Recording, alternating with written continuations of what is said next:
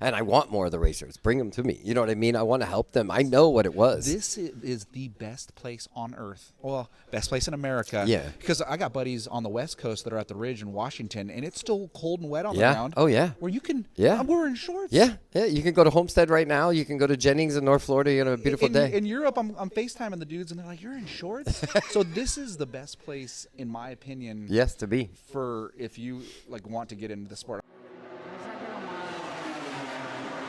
Check. And we are live. And we are live. Dave. Yes, sir. Welcome to Desmo Dialogues.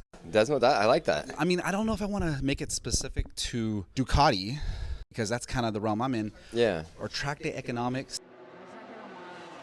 Track day economics is kind of cool. It's a little hard to say, but, I think Desmo Dialogues, I think that's something pretty catchy. Actually, I like that. I like that a lot. Even though it does have a lot to do with Ducati, it doesn't matter. It's still kind of a catchy name, and that's the most important, right?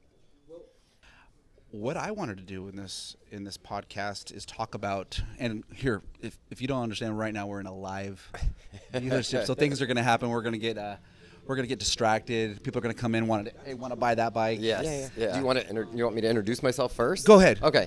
So my name is David Pizer. They call me Ducati Dave. I'm the GSM here at Ducati Orlando / Rider Market.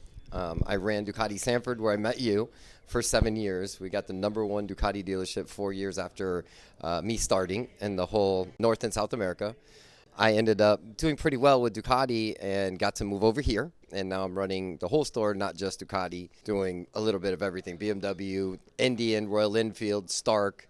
So I met you, right? You came in the store, wanted to buy a crazy bike. You ended up buying the Bayless bike, and we found out the most important thing ever, which was you couldn't put it into reverse shift, right? We had to go and you had to get rear sets. I got on the phone with, Eric Wood from Woodcraft, made sure that you were able to make your bike work for you to go to the track. That was kind of a big deal for me. I've been doing this for a long time, and I would have bet millions of dollars that you could have put that in reverse shift, and you found out the hard way that we couldn't, not without rear sets. You know what I mean? I think that was super important to kind of, get you into where you're at right now, doing your track days, getting on a bike that's not an average bike, right? You could have bought a Yamaha, you could have bought a Honda, you could have bought anything, but you bought a V2 Troy Bayless. Well, the reason I bought the V2 is I have a V4. The economics portion I wanted to talk about is a V4 it's too much. So many bad habits that you can learn on a V4 because it just coddles you. Yes. Like it lets you get away with murder. And I got to a point where I was looking at it, and I can come in here and I could buy that. Yeah. But I'm like, why? It's the best track weapon. It's the best tool.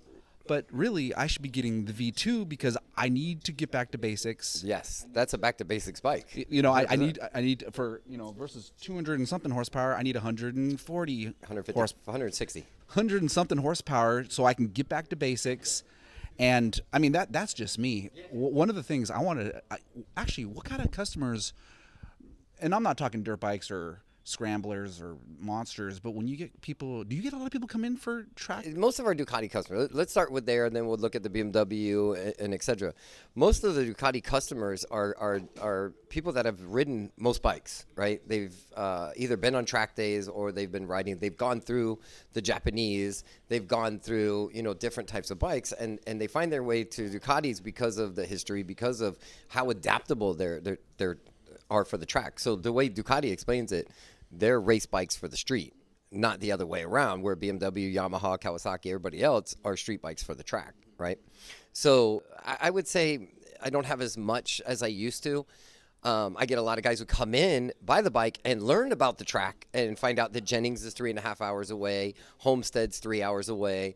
So there's tracks that they can do, and then they come in, they ask questions, and or they start coming in telling me, oh my God, I did my first track day. And a lot of them, they get hooked. You become a track addict, right? I was a track junkie when I started this. I got into motorcycles, later in life, and I started on a Kawasaki ZX6E, which was the cool bike back then, 99. And then, found my way. Huh? Was it carbureted? It was carbureted. Yeah. Oh, yeah. Kind of love carbureted bikes. Cool. Yes, yeah. So I never did track days on that bike, but I ended up getting into I bought my first bike with my now wife, because at the time she was my girlfriend, and she helped me get into riding more and more. And I bought my first GSXR and got into doing. It was by accident. What year did you get your first Gixxer? It was 2000 and I had a Bumblebee. I had a yellow and black, Okay. and that's how everybody knew me here in Orlando. Let me interrupt you. So I was selling motorcycles in 2000 when I got out of the military in 2006-7, right when GSXR they changed the body style to the more modern look. From the Shred to the Were you selling motorcycles at that time? Right in 2001 is when I started. Tell me, the 2006, 7, and 8 were not the most explosive years. The best. Like the best. like and everybody, Yamaha, Kawasaki, everybody. Tell had the me best you're not bikes. waiting for those. And I look and I go, it's the same type of. Here, let me make an analogy. So, I feel as if this were basketball. Yeah. And like you get a young guy to come in. And you get a guy like me playing basketball, I'm wearing Jordans and you're wearing Crocs. Right. In order to get a Jordan, Yes. like you have to be able to afford a Jordan. Yes. Where the guys who have the ability to play basketball, go on track, Right. they only have the funds for a Croc. And they're doing the best they can, because now, like you were talking about on one of your videos, I used to buy 10 sets of tires. It was $3,000. Right, and then I would sell off a couple pairs to like the Stunners, and when I had my takeoffs, I definitely sold them to them for like $60, $100. So I would try to make my money back to get back into, putting it back into my racing. So I hurt myself at Homestead really bad and compressed everything. Pretty much broke my neck at Homestead on my 05 R6. What year was this? 2005. Oh. Yeah, it was 2005. Was that R6 not the new model? It was not. It was so basically me and my the buddy. forks. No, it still was inverted forks, right? Yeah, but I it know was exactly the one yeah. when it jumped. But it was a weird bike. It was a middle bike. It was between the conventional forks and between the pointy R6. So Jason DeSalvo's 2005 R6, my buddy Scott Cunningham bought. So I bought the bike in the shop because I was working for Orlando Yamaha at the time. And I was running a Kawasaki. I loved that bike. My 04 was my favorite, the ZX6RR. And then I bought the first 05 ZX636 to come out, and I didn't like it. It just didn't turn. I'm at Jennings. I'm fighting the bike. I just really couldn't get comfortable. And I jumped on that middle bike. It was that 05 R6 that changed everything for me. But pre-traction control, pre-ABS, pre all those things. Yeah. I had never ridden slicks before, and I was a Pirelli guy. Somebody talked me into, and I can't say this enough, don't let somebody talk you into something. Somebody gave me some tires, said, man, you got to run these. I had been running Pirellis. I was getting, little checks when I'd finish in the top 4, 5, 3, I always tried to learn the track before I went too fast. And I was getting there, and they talked me into going to opening season at Homestead. Just got the R6, got it dialed in. Oh, run these slicks. I ran the slicks. What brand? They were Dunlop. And my first lap out, I can't get grip. I can't get grip. Yeah, I had tire warmers, had everything. I still couldn't get grip. Come out of turn 8 and high side, getting up into the top gear. As I'm shifting, coming out of the corner, it just spins around, and I'm looking at the guy behind me. And I'm out front at this time, and I'm all excited. So I'm next thing I know, I'm on my head twice, and that changed everything. So I didn't get to race anymore. So I always regretted that. I always hated that I never got a chance to really run and have fun, and get into it. I never got past my amateur season because I got hurt. And then later on in life, working for BMW, bought a BMW and got to do Moroso. But when they changed it wasn't Moroso anymore. It was Palm Beach International Raceway. And I never felt comfortable on that track. I've never done that. Yeah, they closed it down, and Yeah, now they were fighting over all that stuff. They basically took the. And now it's nothing. They're fighting over something for Walmart or whatever. Some area that's gonna. Basically, they took all the people. From the drag racing track to the road racing track during the day and put them on the streets in the middle of West Palm. So they ruined it for everybody. Let me go back to your tires real quick. So you don't know this. Last night, I messaged you and I said, hey, you have any slicks in stock? And you're all, no. And I go, okay, you know what? I loaded the bike up in the truck and I went to the nearby dealership. And I said, hey, do you guys have slicks in stock? Now, I got two things to talk about. Number one, getting slicks. Because when I was in Europe, getting slicks at a dealership was no big deal. I can't seem to get slicks at a regular dealership. Okay, and actually, so let me tell you what happened next. So that's my first question. My second thing, I went in there and I talked to the lady, and she goes, you should get Shinkos. And she goes, oh, I sell it to all the racers, to your point. And I go, listen, I've been racing in Europe. I've never heard of that brand. And I'm not going to trust my life for a Shinko. And she goes, I've been doing this 10 years. I'm like, I was coming in here wondering if you guys had the top of the line road Michelins because that's where I'm going next. Right. But, so we can. So I'm a small shop, so we don't have everything in stock, but we can order it for you. The thing about race tires, most people get them at the track because of the vendors, and the vendors usually take care of you. You know what I mean? I know, I get it, but the cool thing about them is, when you get there and you change your tires, you actually ask them about the tire pressure, everything. So that was my favorite thing about going to the track. I used to work with Pirelli, and I think it was Leon at the time. And my wife used to have her little wagon, and I'd put the wheels in the wagon. She'd take them over, and he would tell her what tire pressure to run for the day. Sure. You know what I mean? And it was always my favorite. I hated doing it before because I felt like it wasn't a part of the experience. Right? Yeah, I could have it set up and ready, and then it was just something. It was just my ritual. We all have. Do you have race rituals? I do. Isn't that crazy? Actually, one of my rituals is to not go out on the first session. Mine is to not go out on the last session. Oh, well, the reason I don't want to go out on the first session, but sometimes I get forced, because they're like, but Yeah. I do it. And another ritual I have is I want to have my bike as set up as possible because if I'm rushing number one, I left my tool for the single-sided swing arm on the West Coast. Yeah.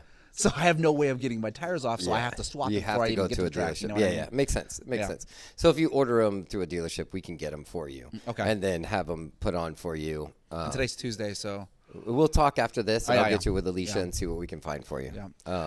But yeah, I'm the same way. My bike had to be prepped and ready the night before. I always took care of it. But I did like changing my tires when I got there, and I never felt rushed. That was the one thing I think it kept me calmer because it gave me something to do. If I sat there and thought about it, I would start, So once when I was doing that, I was basically moving the whole process, and it kept me where I was thinking of the track and not thinking of, I got to do this, I got to do that. All I needed to do was change my tires. You know what I mean? Good thinking. And then I would visualize the track, close my eyes before we went out. And to me, the first session is my favorite because you're starting to warm up. The last one is where you hurt yourself. Yeah. You're worn out. You're tired. Yeah. Tires are gone. Heat. It's hot. It's Florida, so it's hot as hell here. You don't realize how, and you're having so much fun. Yes. That the fun overwhelms your tiredness. Next thing you know, you're on your head. So it's funny. I have one other. I drag my feet before I go on. So I have to get all the stuff off. Where I literally take, you're on the ground walking around, especially at Jennings. Okay, Jennings has very small pads, right? And then they have grass and dirt everywhere, right? So what I do when I go out is left foot first, right foot, and then I go back and forth on the foot pegs, and that was my ritual. And I would do it maybe once or twice just as I was going out on hot pit, just to get comfortable with the bike. And there's a reason for that. I actually, being a punk kid riding around the streets of Orlando, I thought I was cool with some Jordans on that had a plastic around the arch of your foot. Yeah. And we used to do a lot of wheelies back then, and I'd like to stand up and do wheelies. So my foot slipped. When it slipped, it went on that plastic piece, and it shot my foot straight out, flipped the bike sideways, and I slid for 125 yards. It sucked. So after that, every time I get on a bike, whether it's on the track, whether it's on the street, I drag my feet, and it's my ritual now forever. I'm gonna try that. It's good for you. And it gets all that junk off. Try that is because I don't put my leg out, but there are some circumstances where, and I just don't. But I'm like, you know what? If I could have, you know what I mean? Yeah. Dragging my feet, Yeah, it gets me in the motion. It you know does. what I mean? It does. Yeah. That's what I do. I feel the track. I can feel. You know what I mean? It for some reason, it makes me feel grounded. You know what I mean? It's funny how it started from something bad and then it ended with something good. Where even at Daytona, when I did Daytona a couple of years ago on the Street Fighter, for some reason I could feel the track. I could feel how the asphalt was. And it would make me feel connected with it. Isn't it funny that the things that happen bad change you for life? I was at Cadwell Park, and it was a 2-day track day, and it was the second track day, and I remember my buddy came up and he goes, "Hey, your tire warmers are unplugged in the morning." Oh no! And I look and I go, and we're like 10 minutes out, Yeah. and I go, but I had to go out in the first session. It never scared me. This guy started pushing me. Yeah. I dumped it. But from now on out, I will always make sure. What did they do? Pushed you. I will but I will always make sure I have tire warmers on because, you know what I mean? Like the first track, the first session is the most important. Yeah. Yeah, get you warm up. Yeah, get you warmed up. It gets the bike warmed up. Gets the tires warmed up. You know what's weird is I could go out first lap and be on it. I don't know why. I rode with this dude, Scott Cunningham. He was blistering fast. He was my teammate with another dude named Keith Jones. And we used to have a blast. And when I went out with them, they were on. So if they took off on you, you're not dicing it up with them. You've lost them. You're not for catching sure. And then you won't see them for the rest of the we're doing, rest of the session. we're doing 19s, you know, so we'd start off to 20s and then get down to the 19s at Jennings. And if you weren't on fire with them, he's dipping down into 18s. I could never get there. Yeah. Like Scott Cunningham was next level. But I'd learned a lot, which was getting off the bike, right? So the tires could be cold, but I was off the bike. And I'm just leaning off the bike and keeping the bike up as high as I could. That allowed the tires to get warm enough to by the time we went around the first lap, we were on and we were dialed. That's the problem I have is I don't get off the bike. Yeah, you have to. I need to. You have to. And I have a track day at Roebling on Monday, and that's just something I'm going to work on. Yeah, yeah. I'm gonna change the subject for a second because you and I are going back and forth, and I've been thinking about this about that V2 versus that V2. Yeah, we were talking about and it. so you said something, and it kind of like because I watch Ducati, I look at their patterns. Yeah. And last year, 2025, when they came out with this V4, they didn't run it on any of the races. They ran the single-sided. Yeah, they weren't ready. But then it was an entire year. Yes. They ran it. So, okay, so it's been an entire year, and are they going to run the V2 next year? So it depends on the team. So, remember Josh and left. Actually, are they going to run the new the V2 new V2 versus yes. the older yeah, V2? Yeah, the next gen. I think so. I think what's going on right now is one, it's not the same power as that bike. That bike is tried and true. They're working on the parts and the ability to ride that bike. I know that's going to be, it has to be because those bikes are phasing out. Contingency money, everything, you've got to be running the next bike. They're already phased out, right? Yeah. I just had a pre-owned one. Yeah, I don't have anything new. The factories aren't. No, they're done. They're done. Well, so here's my. I got a conspiracy. You ready for this? Okay. I can't wait. Here's my two-part. Okay. Number one, if in 2027 they come out with what's the CC of the new one? 896. 896. Let's say they come out with a 950 with the springs, so it's the Desmo. The maintenance intervals are better than that. Right. So they're allowed to get 20,000. So getting rid of the Desmo, as you're saying, like they are now. Yeah, but they increase the displacement. I don't think they're going to change it. No. I think they're going to adapt this bike. So what they're doing right now, if you notice, they're trying to get rid of the 937. No, I don't know. Yeah. So the Monster right here, you're sitting at 937s. Well, there's the new V2 motor and the Monster. So they are phasing out of having it looks like what their plan is V2, V4 for everything. So there's not the weird 937 Monster. There's not the 955 V2. Yeah. It makes it simpler at the factory. It does because they have a lot of stuff, and those are still hand-built motorcycles. For sure, you know what I mean. But going back to the teenager wearing Crocs, you need a teenager on that bike. Correct. And you need him. It's to a be lot able more to grow. affordable now. It's affordable, but you need him when he does see the 40-year-old me passing him in a V2 or a V4. He's going to go, "How do I upgrade this bike?" And when he looks at the bike, he's going to go, "This bike just doesn't have the capability." Well, it will. Will it? Yeah. So they make a V2 and a V2S now. I've seen that, but the horsepower is the same. Correct. Horsepower is the same, but your suspension's different. So, horsepower is horsepower. Suspension most important in order to get it. Then, as you get the exhaust and do stuff like that, that bike will be comparable because it's 30 horsepower or 30 pounds lighter than that bike. So you're looking at horsepower to weight ratio. So it's going to get there. And they're working on it. You should see Kayla. You should see PJ and all that. Because I asked her, and I said, "What are you racing?" Because I thought she was going to do the new one. And she goes, "No, I'm staying on the old one." Yeah. But I would love to get in her head, PJ too, and go, "What are you guys? You guys got to be playing with that bike." So remember, these are just dealerships that are sponsoring them. It's not factory. The only true factory one is Cameron Beaubier, which is where Josh was at. It was still sponsored by a dealership. That was Warhorse, which is New York, right? These guys are riding for Ray Hall, right? Great guys over there too. And they're running what they're giving them to be competitive right now. And I think right now, I don't know if that bike's competitive. I want to say it is because you should see Well, it I in want World, it to be. In World Supersport. What are they running? In World Supersport, they are running. Hold on. I haven't seen it, and forgive me. They're running Cowies. There's no Ducati in World Supersport? We'll be back right after this. I think because I was watching it the other day, and they're running Cowies. Right, but then there's that new Chinese motor. That new Chinese bike. I don't know the name. Valentine the Bees just won on. They have the top of the line V4, Right. but I wonder if they're ruining their, what's the word I'm looking for? Their pipeline. You know what I mean? I didn't realize. See, I don't understand. I don't know the structure of like satellite teams versus The factory teams are basically,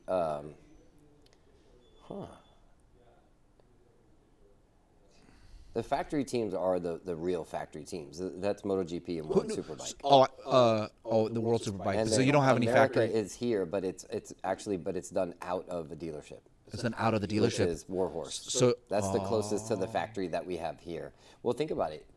Kawasaki really doesn't have a factory team anymore like they had in AMA back in the days, or Yamaha really. Yamaha, and they kind of pulled out, and I think Wayne Rainey's trying to get everybody to run in, Moto America and bring all these teams. Because so Drive to Survive. Yeah. I feel as if something could potentially happen as far as motorcycles. I want to see another 2007. Yes. Because that was just cool. In every way.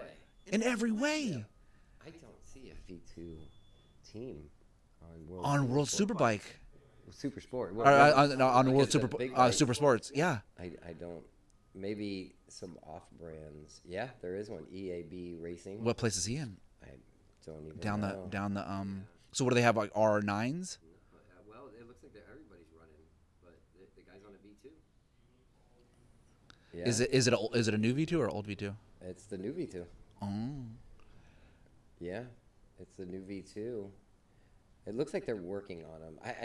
Please forgive us because I have not watched World Superbike or World Supersport in a while. I work a lot, so please forgive me if we're wrong about this, and then say it in the comments. Tell us. For sure. I should be more up to date on that, and I'm not. This goes back to the track day economics. Like coming in here, sales for the road. Sales for the track. I mean, it's not often that you get a customer in like me that just goes, "I want to buy that bike for the track," and you're like, "Oh, FYI, do you?" Yeah, we do. It's so I sponsor a few guys. I sponsor Josh Myers, who actually got hurt on his V4R. He won a championship. I have some of his trophies up there. So look, I have a few trophies up there from Kevin Grimmel, and I have some dirt bike stuff with our new gentleman that was just here. We have George Munson and Dave. What's the other gentleman's name? John Osborne. That's right. He was just here. So we have trophies from the people that we sponsor, and there's the Unlimited GP and the team challenge right there that they got first place all on Ducatis. So I sponsor teams. Do you get people that come in for track days specifically, not even racers, just guy that come in and goes, "I need a bike. I don't want to go on Marketplace. Right. I don't want to get a bike with questionable history. Correct. I just want to," like I did. Exactly. How many customers do you get like that? A quarter? A quarter, maybe a handful. Maybe a handful. Because, like I said, but a lot of those, the other ones will turn into track guys. But as far as coming in, I have my same guys that buy every year new bikes. You know what I mean? And You get a customer that comes every. What do they do with their old bike? Do they trade it in? sometimes they'll sell them, and sometimes they'll trade them in. It depends on the how it was taken care of. I'm very careful on what I take in trade because I don't want to sell you something that is ratted out. So as long as they did the services with us, they kept everything up to date. The bike was a race bike, but it was well maintained, new clutch, new everything. Yeah, I'll take it in. Absolutely. Interesting. Yeah. I wanted them to be able to help them out as much as I can. I wonder, people get these bikes, even the V4, and then the V4 lives in the garage for 5 years, and then eventually it just trickles down and turns into a track bike, and then that's when it's able to be opened up and have fun with. Yeah, you know what I mean? I have Sean Sloan, who he trades his bikes every couple of years, but his V4s that he races. But there are the guys that, I have collectors and riders and a very small handful of racers. And I want more of the racers. Bring them to me. You know what I mean? I want to help them. I know what it was. This is the best place on earth. Well, best place in America. Yeah. Because I got buddies on the West Coast that are at the Ridge in Washington, and it's still cold and wet on the Yeah. ground. Oh, yeah. Where you can. Yeah. I'm wearing shorts. Yeah. You can go to Homestead right now. You can go to Jennings in North Florida. You're going to have a beautiful day. In Europe, I'm FaceTiming the dudes, and they're like, "You're in shorts." So this is the best place, in my opinion. Yes, to be. For if you want to get into the sport. I mean, if you want to get into golf, go to Scotland. If you want to get into ping pong, go to China. Right. If you want We to just get don't into have a lot of motorcycles, tracks. That's our problem. We don't, like in Florida, we have 2, right? Well, 3 Daytona, but you only get to run Daytona. Yeah. Well, now Ducati rents the track. Daytona. Yeah. Well, so I did that last year, and it was they were trying. It was the second time they ever did it, and this is the only time that track has ever been rented out for motorcycles. So you don't know what happened with me, do you? No. So I'll tell you. Okay. I'll tell you. And granted, I'm looking at this from a point of view of these guys are trying. Yes. So I get there, Yep. and I get all my documents, Yeah. and I said, okay, I want to tech my bike. Yeah. And they said, you can't. You got to come back tomorrow. And I said, tomorrow's the track day. I just want to do it tonight. Yeah. So the problem is they're trying to do a track day and a race at the same time. Back to back. And Yeah. not only that, I didn't have anywhere to stay. So Correct. I went into Daytona, and I flirted with the girls. I begged them, and they let me stay in for free. Wow. But I'm thinking to myself, so that's really cool. Yeah, yeah. But I had to whore myself out in a Yeah, sense. So Sometimes you have to do that. but in the future, it would just be nice if they got with the Daytona guys, and I came with a camper and let me sleep. Yeah. because it's empty. It's hard. It was empty Yeah, the night it's hard. before, Yeah. and I know Daytona could care less. They're They, like, they don't. And like I said, it was so hard for Ducati to be able to rent that track out. You know how many people have tried to rent out Daytona to ride motorcycles on? I don't know, if you no. it's never happened until the first year they did it, which I got to ride with them, and it was right after all the races, right after all the races. So it's very hard to. It's an expensive track. You know what it costs, the ambulance. You know what I mean? It's so expensive to have all the people there to open that track up. So it's not like it's something that they ever wanted to do. so going back to the original point, we have 2 tracks Yep. in Florida. We have 2.5 tracks. Yeah, in Florida. 2.5 tracks. We I like have Homestead, Homestead. which is a car pretty cool. track. It's a car track. I mean, it lets you get moving. Yeah. You got Jennings, Jennings which is the a- gravel's kind of like rough. The track needs to be resurfaced. It needs to be resurfaced. Yeah.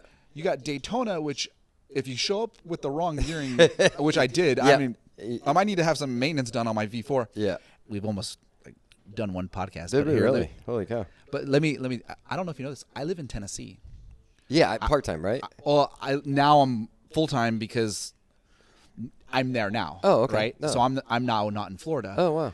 And so I'm sussing out all the tracks. Yeah. In Tennessee. Is there tracks in Tennessee? So you got Bowling Green, Okay. which is 2 or 3 hours away. Okay.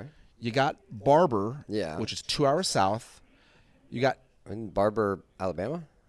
Okay. You got Talladega. Talladega. GP. Yeah, that was back in the days. I never got a chance to ride Talladega, but I heard it's a weird track. And then you have Well, Roebling Row. You got Roebling, and then you got Virginia. Road Atlanta. Road Atlanta, Yeah. which is 5-6 hours away. Yeah. And then real quick, Coda. Yeah, of course. But you're Coda's losing going that. away. Yeah, Coda's going and away. you know what? I'm kind of keen to I'm really This is moving your my year to ride it. I'm moving my schedule around. Yeah.